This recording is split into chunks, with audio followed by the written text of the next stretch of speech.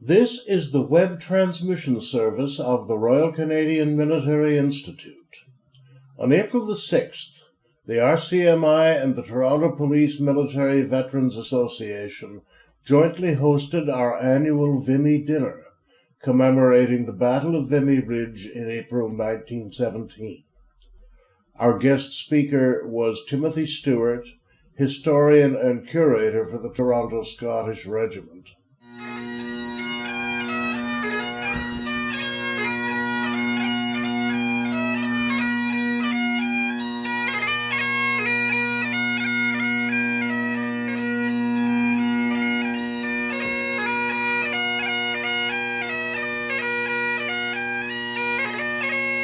That served during the Great War,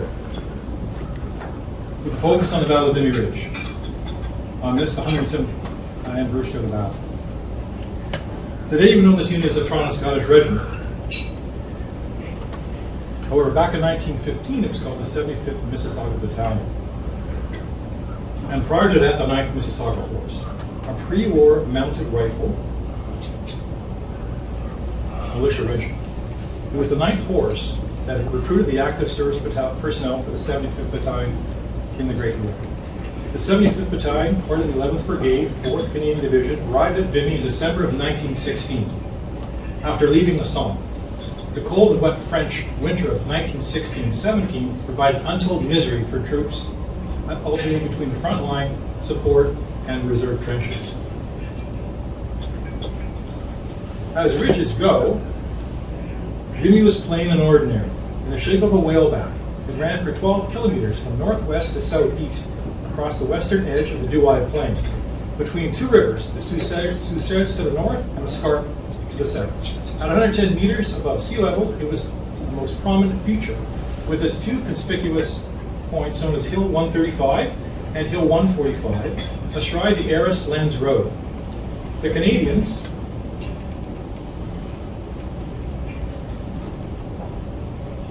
had taken over the trenches on the western approaches, and in the north faced upward an upper slope to the crest, albeit more gradual in the south. However, the Canadian line did not parallel the ridge. At the southern end, the Canadians were over 3,600 meters, or 3 kilometers, from the crest, and in the north, 700 meters. On the steep downward slope toward the east,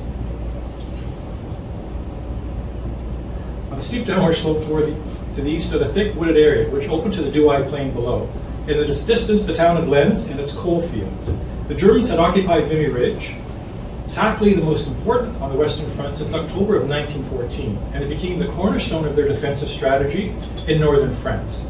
Because of its prominent sightlines, they would not give it up easily, as the French and British armies had learned through 1915 and 16, amassing more than 200,000 casualties trying to reclaim it. There were hamlets and villages in the area, or more accurately, the remains of them. To the south, on the Canadian side of the ridge, lay the remains of Nouvelle-Saint-Vaast. Crumbling piles of dusty bricks was one description. The inhabitants had long gone. The village of Tullis on the ridge had virtually disappeared, but was teeming with German life in the tunnels and caverns beneath. Brigadier General Victor Odlum, commanding the 11th Brigade, approached the new year, pushing for increasingly aggressive raids. The brigadier, a veteran of the South African War, had always been a strong proponent of trench raids, many and often, and his insistence on endless rehearsals, letting men know precisely what they had to do and why. In a one-page brief to his battalion commanders, he expressed his desire for small, surprise patrol raids at least once during each tour at the front, to include entering the enemy's trench, setting traps for its patrols, bombing its listening posts, and taking prisoners. He was well respected by his troops and would factor heavily into the Vimy fiasco that would befall the 11th Brigade on 9 April 1917. His boss was Major General David Watson, 4th Division Commander.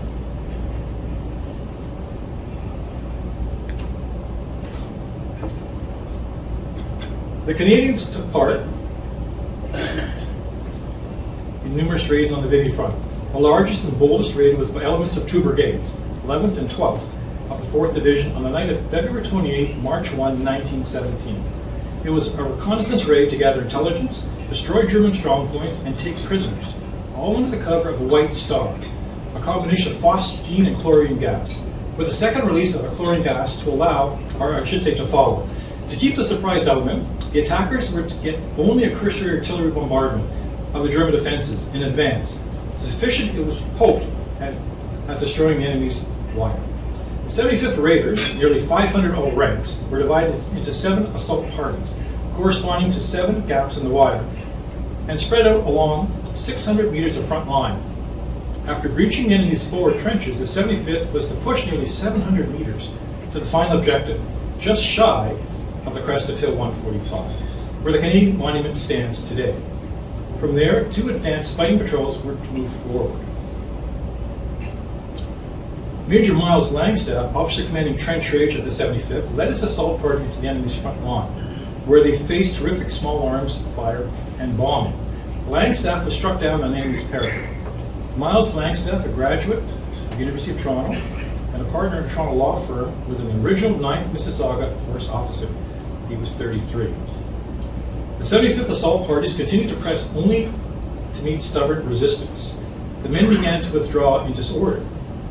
And at that moment, the commanding officer, Lieutenant Colonel Samuel Beckett, who had been observing from a forward trench, stood up and moved into the open to reorganize his men and push them forward again. He advanced only 40 meters when enemy rifle and machine gun fire opened up, a bullet striking him in the left breast, killing him instantly. A young soldier, Private Lawrence Ramsey, a graduate of Harvard Collegiate in Toronto, moved forward that morning too. Soon after he was hit and knocked down, a rifle bullet had lodged in his shoulder. Thinking the worst, he looked himself over and discovered a tear in the front breast pocket of his tunic. On closer examination, he found a small pocket Bible he carried there was frayed. The good book had deflected the bullet upwards into his shoulder, away from any vital organs. He took that as a sign, and after the battle, believing he was living on borrowed time, wrote to his mother, and I quote, "I wish to leave you this final goodbye, in case I fall in combat. I confronted the danger many times, and the Lord spared me, but it might be that he will call me to him in his glory." Sadly, in August 1918, 21-year-old Private Ramsey was killed in action. The 4th Division suffered nearly 700 casualties in the raid. The 75th sustained 33% of that total, including the commanding officer and senior major. There was no indication that the gas deployed incapacitated the enemy. In a word, the raid was a disaster. The main assault of Vimy, though, would come in 6 weeks, and prep and planning continued in the Canadian sector, and it was brilliant. Behind the Canadian front lines, engineers, forestry, and railway troops, pioneer and labor battalions built kilometers of roads and small gauge railway lines to move men and supplies forward and the wounded back to dressing stations and hospitals. Crews strung more than 120 kilometers of telephone cable and signal wire, and tunnelers excavated 11 underground subways and extended them nearly 7 kilometers to the front. These subways would move men forward to jump off positions and the wounded back under cover. Additional tunnels were dug to house the first aid stations and to store ammunition. Those tunnels and subways had electricity and running water. 50,000 horses hauled supplies forward, especially artillery and shells. Men and horses required water, and 72 kilometers of pipeline provided an adequate supply. Artillery was the key component of the Allied assault, as we heard at this dinner last year. On 20 March, the massive bombardment on the enemy's ridge defenses began. After weeks of pounding the German defenses with high explosive rounds, destroying obstacles and wire entanglements, very few problems would face the Canadians going over the top, or so everyone thought. Tactics would also change. There was no more to be attacking in lines and waves like at the Somme. Instead, platoons would advance quickly with all manner of weapons, taking ground, dealing with resistance, and moving on. Of paramount importance was pre-battle prep of the infantry, something that was not done in the lead up to the Somme in the fall of 1916. The commander of the Canadian Corps,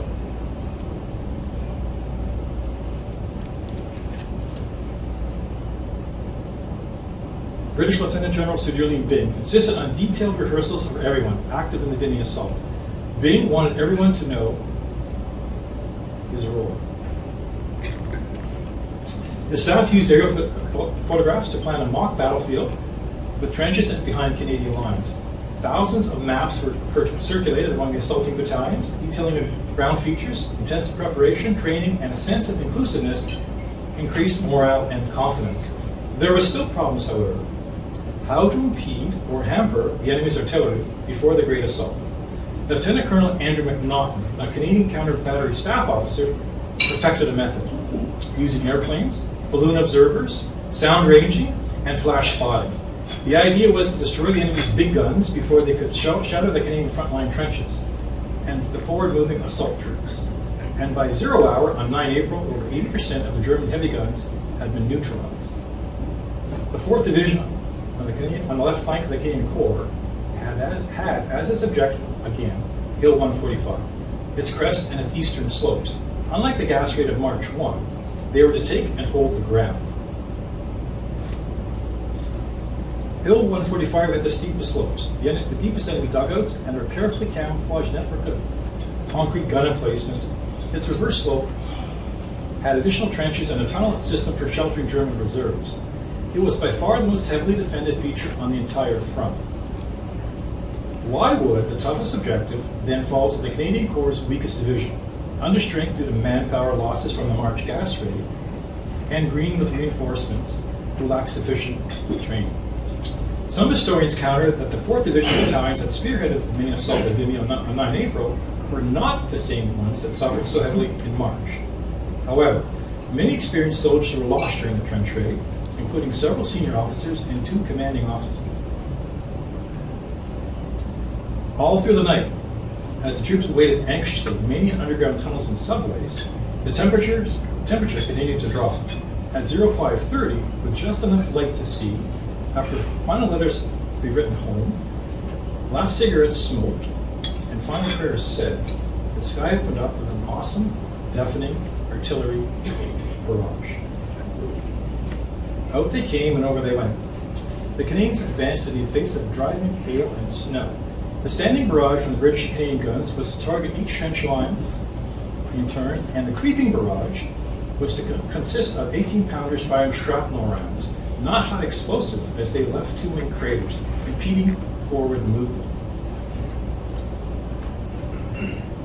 The 87th Canadian Grenadier Guards Battalion from Montreal, on the left flank of the 11th Brigade, was to advance and take 4 enemy trench lines, covering over 500 meters. The 75th Battalion was to move through the 87th and go up and over the crest of the ridge, capturing 2 more trenches, Beer over the summit and Banff on the reverse slope. At 0 hours, the officers and men on the left half of the 11th Brigade struggled hard to reach and maintain a foothold on the ridge. Geoffrey Williams, Sir Julian Byng's biographer, observed, and I quote, "There are different ways of describing the Battle of Vimy Ridge. The simplest is to say that the 3 Canadian divisions on the right took all of their objectives on schedule, but the 4th on the left ran into difficulties and did not take Hill 145 until the afternoon of 10th of April. What was the problem? Apart from the weather, the artillery fire plane admitted a section of enemy trench, a short distance in front of the 87th, Allied bombardment, had destroyed this particular trench, or section of trench, in the weeks prior to the assault, but the Germans had rebuilt it. The question then becomes, why was this short section of enemy frontline trench not destroyed again? The after-action reports at the time, and articles and books written post-war, don't tell us why. According to the official British history, Allied artillery had previously destroyed this obstacle, yet new aerial photographs before the battle showed it repaired. Even though the Allied artillery commander wanted to destroy it again, the infantry wanted to capture and use it. Colonel Nicholson, Canada's official war historian who published the first official history of the CF in 1962, put the responsibility on the 87th Battalion's officer commanding Major Harry Shaw, who hoped, quote, to put it to good use when captured. The 87th Battalion's battle summary, though, and its war diary make no mention of this. Neither did Brigadier Odlum's after-action report to his boss, General Watson. The only written evidence was a few lines in the 4th Division's War Diary. Trench destruction by heavy artillery was excellent, and only in one place was a portion of trench allowed to remain, and that by the desire of the infantry, who proposed to use it afterwards. After an attack, lines of shell holes are easier to occupy than any lines of trenches. Trenches should never be saved from destruction for the purpose of use after an assault. The point not destroyed may just be the point which will hold up the assault. Of course, there is much speculation among Canadian military historians over many decades about the mysterious who in the infantry ordered this section of trench to be left out of the fire plan. The late popular author and storyteller Pierre Burton, known for his many books in Canadian history, wrote in his 1986 book Vimy that it was the officer commanding the 87th, Major Shaw, that had requested this section of trench to be left intact. Burton got this information from Colonel Nicholson, our official war historian at the time. Even if Major Shaw had wanted this section of enemy trench to be left intact, he would have needed approval of the chain of command from Odlum, the Brigadier, and Watson, the Major General. In 2009, Canadian Grenadier Guards, the 87th Battalion from the Great War, published a new history.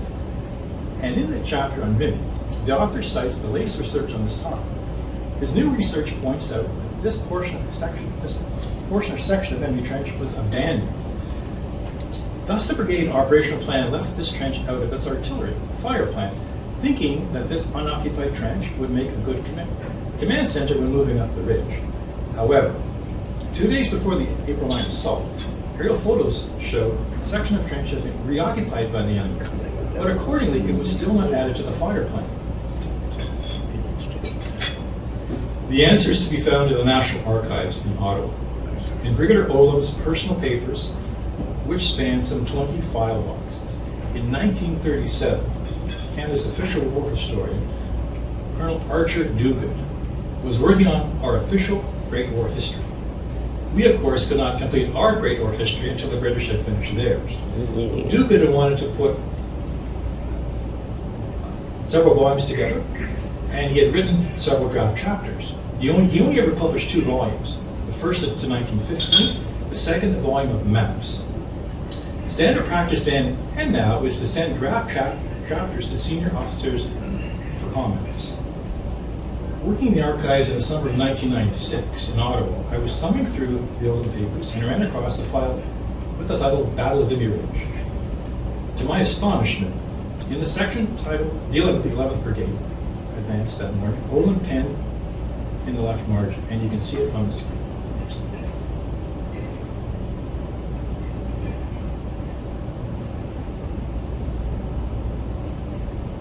This section of trench was directly opposite and commanded 400 yards range, the exit of the British tunnel Top under the Zoo Valley leading up to the brigade front. It had been destroyed earlier with bombardment, but air photographs taken on the 11th, that would be March, showed it as again intact.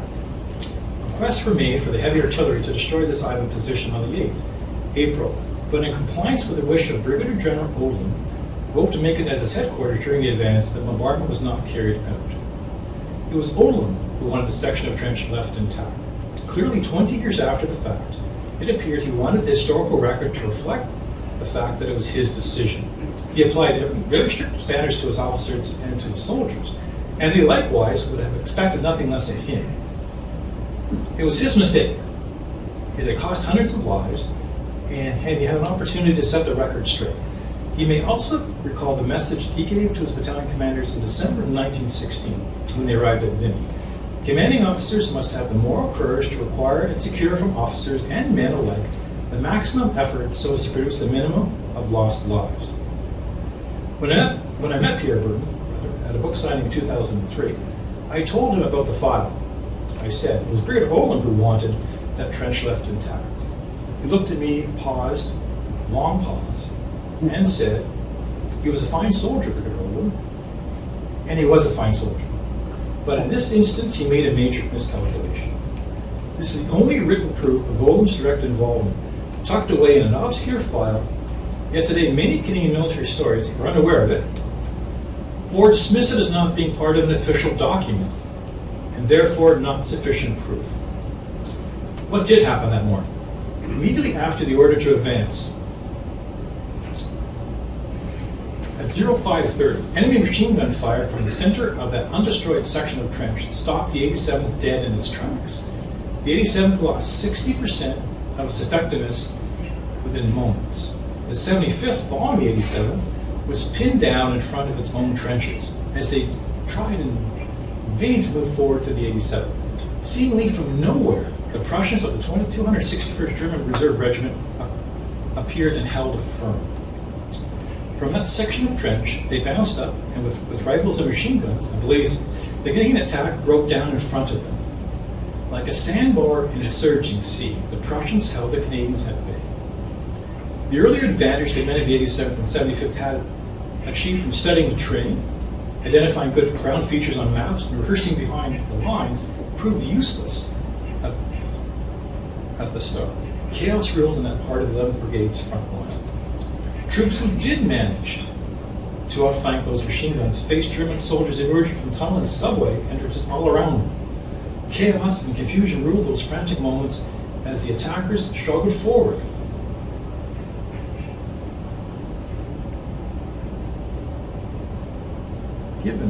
Given that undestroyed section of trench complicated things again, when the enemy's second line established machine gun positions that rained tremendous fire down on the 11th Brigade, attackers pushing forward.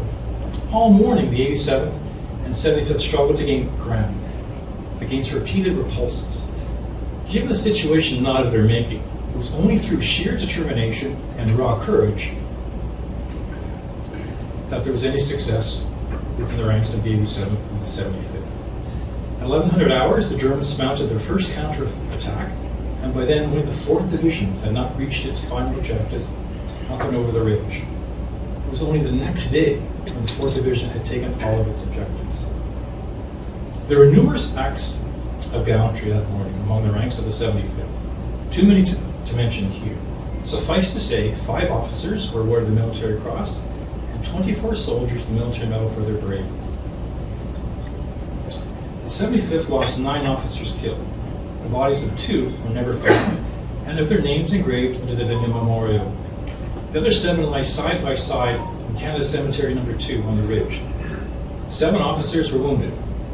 96 soldiers were killed. 2 sergeants, William Henry Haynes and Samuel Henry McGowan, were Toronto police constables. 159 were wounded and 59 missing. One of that number was Sergeant Andrew Johnson, a Toronto police constable.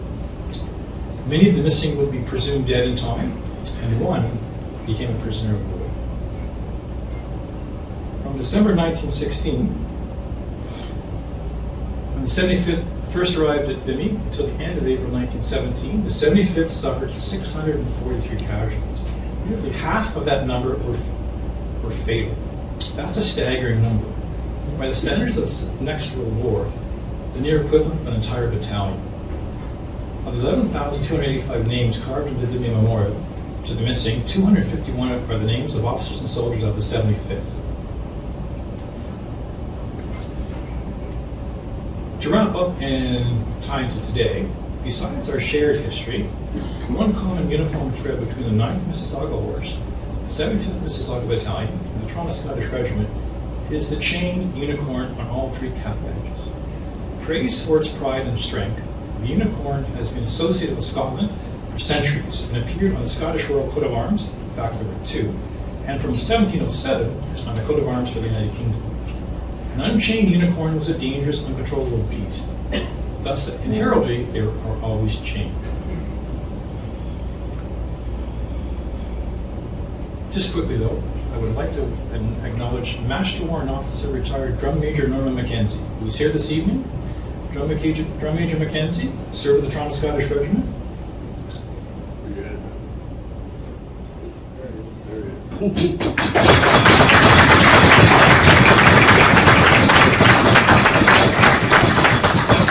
For over 20 years, including a stint as RSM, Norman is an award-winning drum major, having won both Canadian and Commonwealth championships. It was indeed a pleasure to have served with Norman. I should say, Drum Major Mackenzie. I would also like to extend a greeting to Alan Thomas, retired from Toronto Fire and Royal Regiment of Canada. Alan's grandfather also, and Alan is here this evening.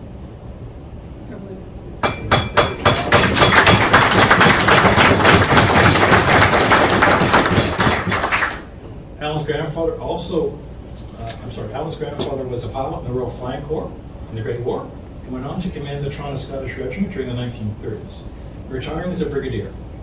Grandson Alan donated his grandfather's sword to our museum. And I'd like to thank Dana Gidlow for asking me to speak this year. I hope I've brought something different to the aspect of Vimy this year, and it's been quite a pleasure to speak to you. If anyone has a question or two afterwards, I'm sure I'll be having a beverage in the bar.